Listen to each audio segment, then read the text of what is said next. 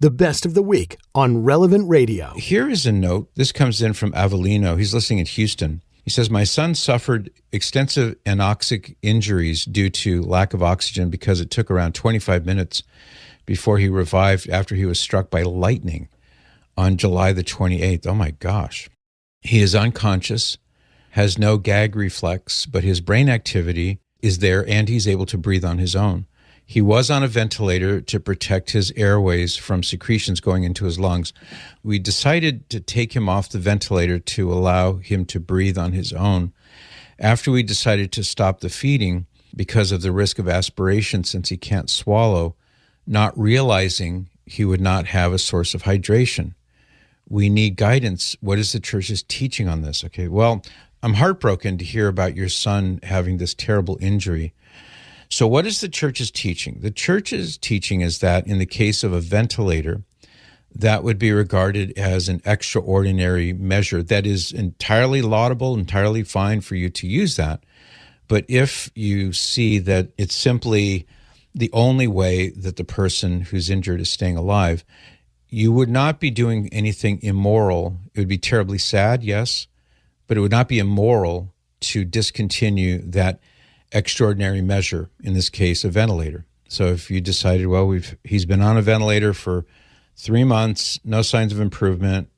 If we unplug the ventilator, he may very well die, but you would not be obliged, morally obliged, to provide indefinite extraordinary care. But we are obliged to provide ordinary care, and hydration and feeding is on that list. Now, you asked me, what does the church teach on this issue? I'm going to share with you a statement on this that is from the time of Pope Benedict XVI. It's from what was then known as the Congregation for the Doctrine of the Faith, certain responses to certain questions from the United States Conference of Catholic Bishops concerning artificial nutrition and hydration. And the answer to your question is found here.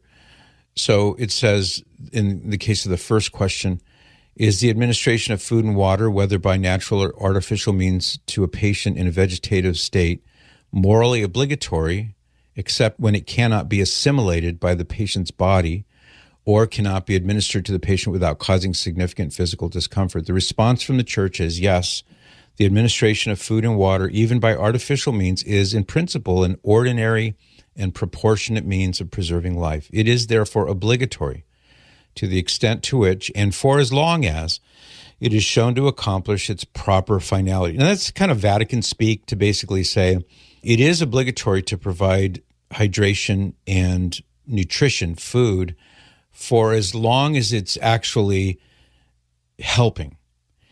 And this takes into account the fact that sometimes a patient just can't assimilate the water anymore, can't assimilate the food anymore because maybe organs are shutting down, etc. So it's pointing out that until and unless it gets to that point where the body can no longer accommodate food and nutrition, you are obligated to provide it because it's an ordinary means of sustaining life. So it says this regards hydration and nourishment of the patient. In this way, suffering and death by starvation and dehydration are prevented. Second question, when nutrition and hydration are being supplied by artificial means to a patient in a permanent vegetative state, may they be discontinued when competent physicians judge with moral certainty that the patient will never recover consciousness? Response from the church, no. A patient in a permanent vegetative state is a person with fundamental human dignity and must therefore receive ordinary and proportionate care, which includes, in principle, the administration of water and food, even by artificial means. Now, what does artificial means refer to? Basically, a tube, a feeding tube, a nasal gastric tube, for example, in which, even though in this case your son doesn't have the swallow reflex or the gag reflex, it bypasses that and provides the nutrition and the hydration directly into the stomach. So that is what you should do. Now, obviously, trust the doctors, and hopefully you have good doctors who will level with you and tell you the honest truth. But as long as his body can accommodate food and water, that's something that you are obliged to provide. Now, I have no doubt that you want to do everything you can to help your son. I don't mean it in that sense. But if somebody says to you, yeah, well, he's not really going to ever come out of this, and we can just withhold the food and the water, that would be what the church is saying you can't do, which would amount to starving or dehydrating somebody to death. And that was a very painful way to die. And all the more so if you are in a comatose state and you can't speak up and you can't say, hey, I'm really thirsty, or I need food.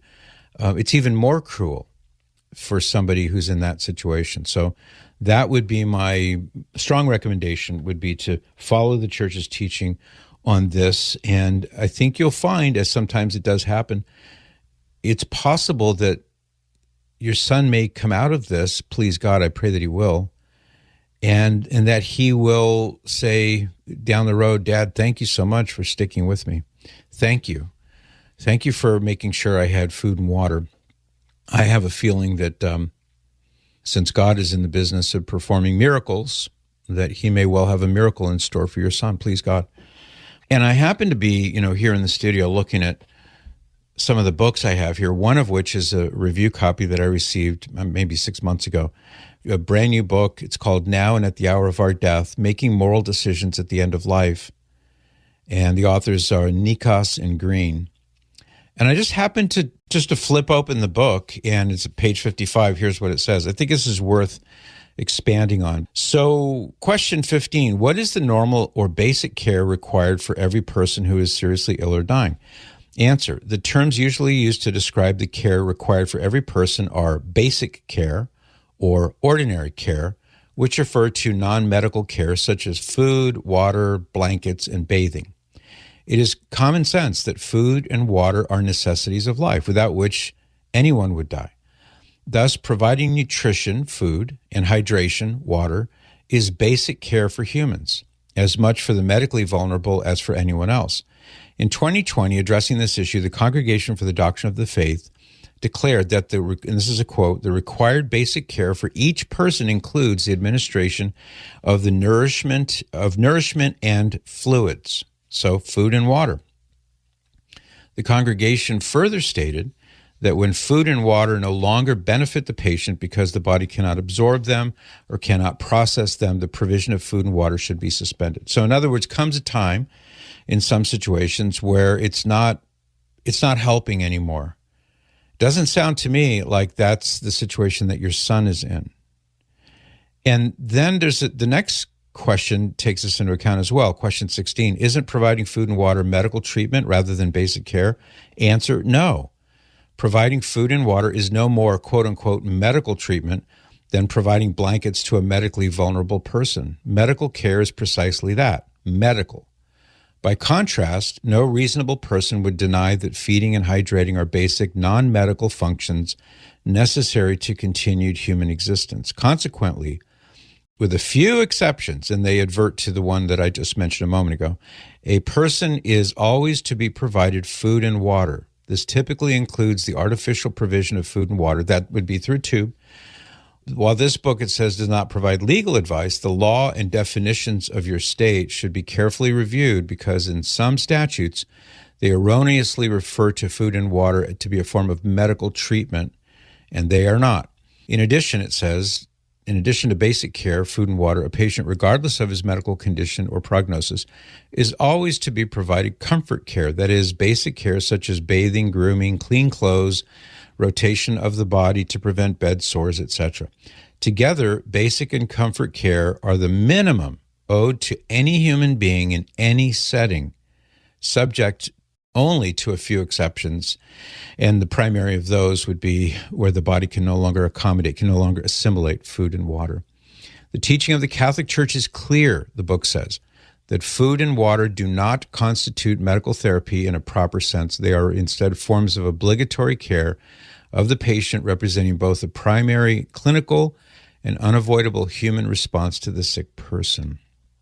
So, for the sake of repetition, because your son's life may very well be on the line here, don't let the doctors withhold food and hydration from your son unless it's really clear that his body cannot handle it anymore, which is a separate issue.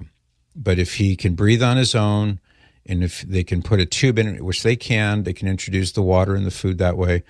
That is obligatory. And since you asked, what is the Catholic teaching? I wanted to make sure it was really clear that is the Catholic teaching. Let's see. The thing I should probably mention to you as well, CatholicLegacy.com. Hey, everybody, jot that down, CatholicLegacy.com. When you have a moment, go look at it because it's a way that you can create your own Catholic healthcare directive so that they can't do something to you if you're incapacitated and say, oh, well, we know that she would have wanted it that way, or, oh, well, she signed this form and it says that blah, blah, blah, blah, blah, blah, blah. Do your own. You can do your own, and that way, not only are you going to be living according to your Catholic values, your Catholic truth, but you'll also prevent somebody from doing something like, hey, let's just take the easy way out here. Yeah, let's just speed up the process here kind of thing. You can prevent that from happening to you or your loved one. Gives you peace of mind. Do it for your family. Do it for your wife or husband. But get these paperworks in order so that should the time come when you're not in a position to be able to direct the traffic, these will help you and help your people, help your family. And that, by the way, is available if you just go to CatholicLegacy.com, CatholicLegacy.com, CatholicLegacy.com, CatholicLegacy.com. You can join me by listening to The Patrick Madrid Show on the Relevant Radio app, live each weekday at 8 to 11 a.m. And thanks for listening.